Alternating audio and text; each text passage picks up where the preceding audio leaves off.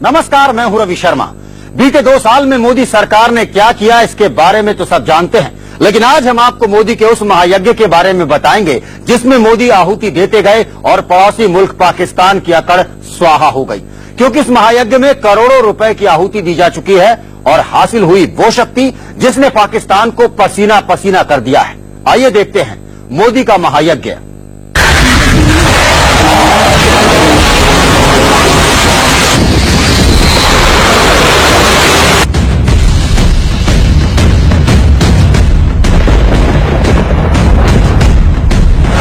दो साल तक मोदी ने किया महायज्ञ।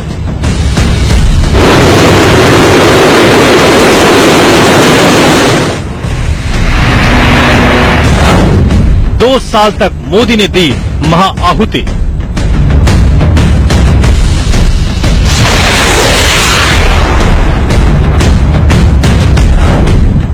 महायज्ञ से मोदी को मिली महाशक्ति।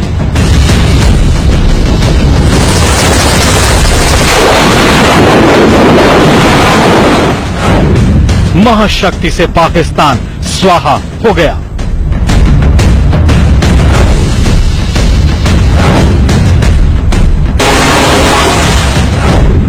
मोदी की 6,31,000 करोड़ रुपए वाली शक्ति।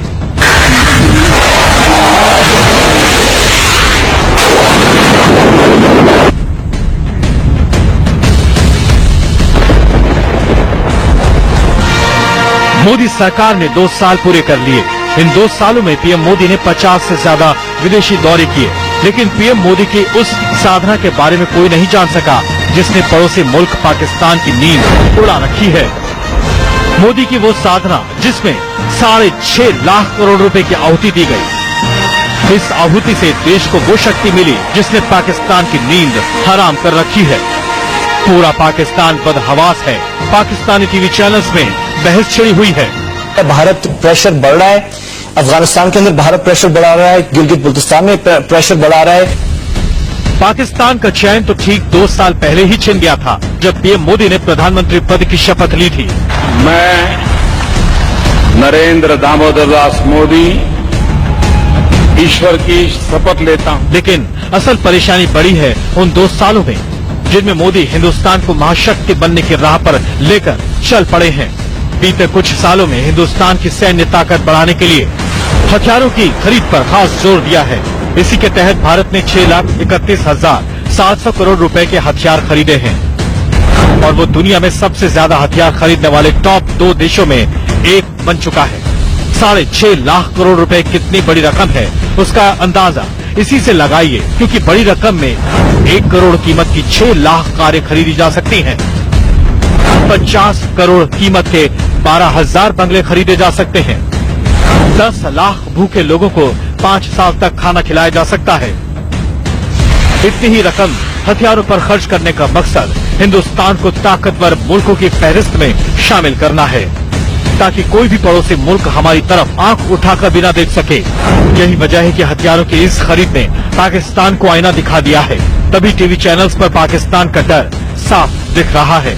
एक तरफ पाकिस्तान के अमेरिका के साथ ताल्लुकात बिगड़ रहे हैं, दूसरी तरफ जो भारत है खित्ते में इसने हथियारों की दौड़ शुरू कर दी है। सुपरसोनिक मिसाइल मैंने अपने इंट्रो में भी जिक्र किया, सबमरीन बैलिस्टिक मिसाइल और आईटीआर-2 के तजर्बात भी कर रहा है भारत। क्या पाकिस्तान की सलामती को इससे खतरात लाक नहीं हो रहे? हमें इन इकदामात का जवाब कैसे देना चाहिए?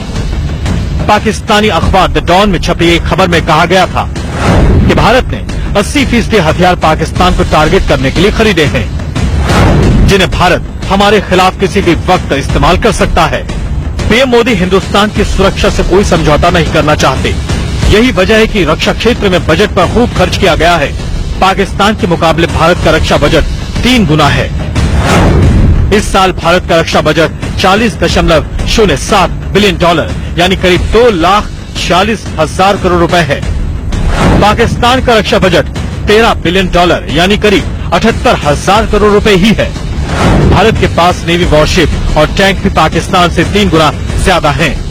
और ये जो असले की और दिफा की जो लड़ाई जंग हो रही है, उसमें पाकिस्तान एक ऐसी जंग में है भारत के साथ, जो पाकिस्तान अब आखिरी दर्जे में स्वाय इसकी कि हम कहते हैं हमारे पास भी न्यूक्लियर सिलाह हिंदुस्तान के पास भी है, इससे एक डिटरेंस हो गई है। लेकिन हम एक ऐसी जंग में दौर में शामिल हैं जिसमें मुकाबला नहीं कर पाएंगे, और इसका हम सब इकरार करते हैं। इस पाकिस्तान ने उस सच को बयां किया है जिसे ज्यादातर पाकिस्तानी कबूल करने को तैयार नहीं होते, लेकिन सच यही है। पाकिस्तान की असल परेशानी हिंदुस्तान के अमेरिका के साथ करीबी रिश्ते भी हैं, जिनकी वजह से पाकिस्तान को अपने हिंदुस्तान की असल ताकत समझ आ रही है।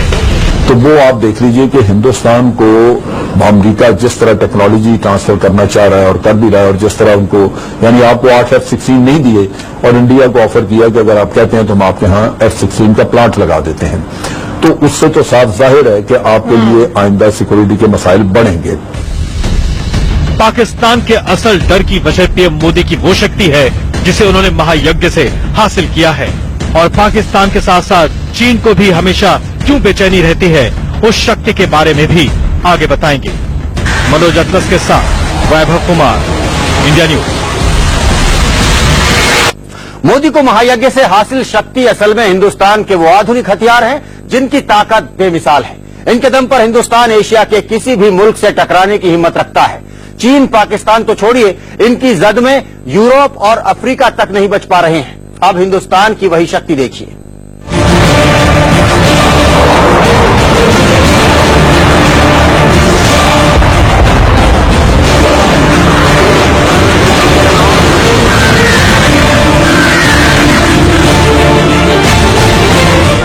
हिंदुस्तान को मिली महायज्ञ से महाशक्ति।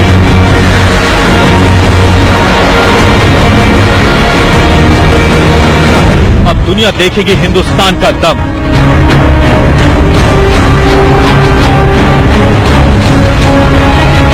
महाशक्ति से होगा पाकिस्तान पस्त।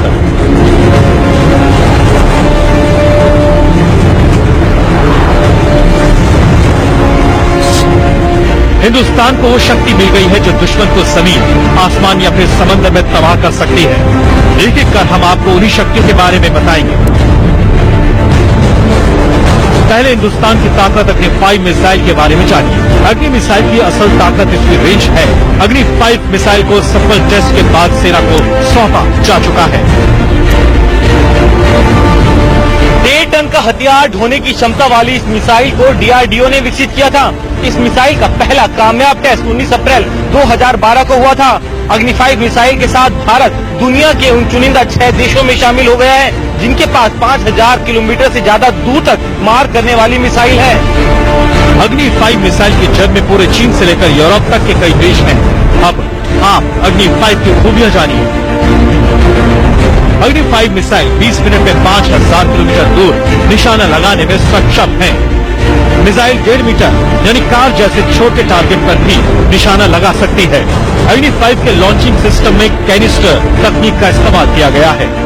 इस मिसाइल को कहीं भी बड़ी आसानी से ट्रांसपोर्ट किया जा सकता है। मिसाइल सिस्टम के मामले में हिंदुस्तान तेजी से आगे बढ़ रहा है। अग्नि 6 पर काम चल रहा है। इसकी रेंज 10 से 12,000 किलोमीटर होगी। अग्नि 6 के बाद डीआरडीओ एक और बड़े प्रोजेक्ट सूर्य सीरीज का खाका तैयार कर चुका है। इस मिसाइल की अधिकतम रेंज 12,000 से 16,000 किलोमीटर होगी। इसके 2020 तक सफल परीक्षण की उम्मीद है।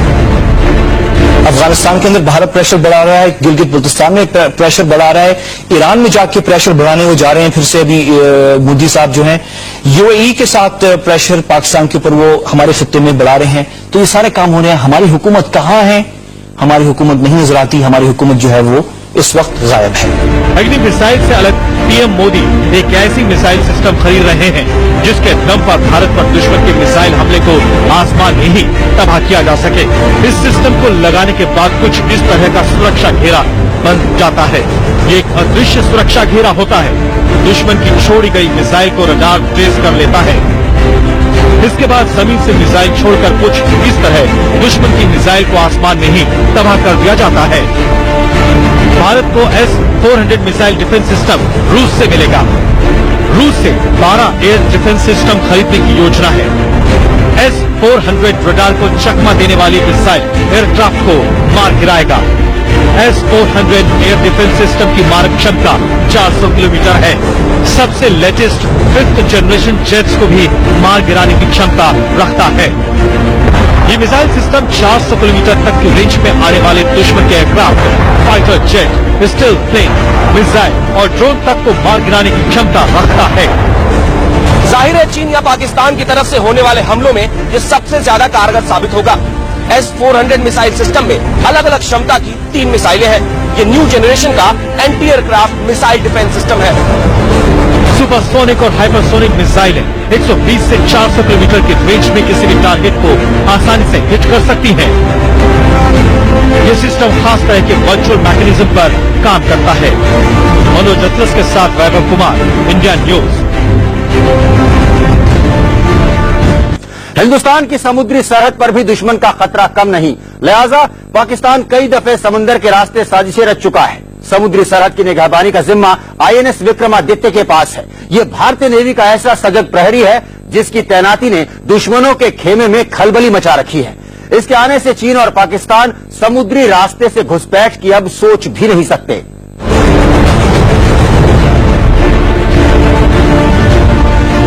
INS विक्रमादित्य एक टीम क्लास की मॉडर्न वॉरशिप मशीन है। इंडियन नेवी में इसकी कमीशनिंग 16 नवंबर 2013 को की गई थी। फिलहाल INS विक्रमादित्य अरब सागर में तैनात है। विक्रमादित्य की कीमत करीब 154 अरब रुपए है।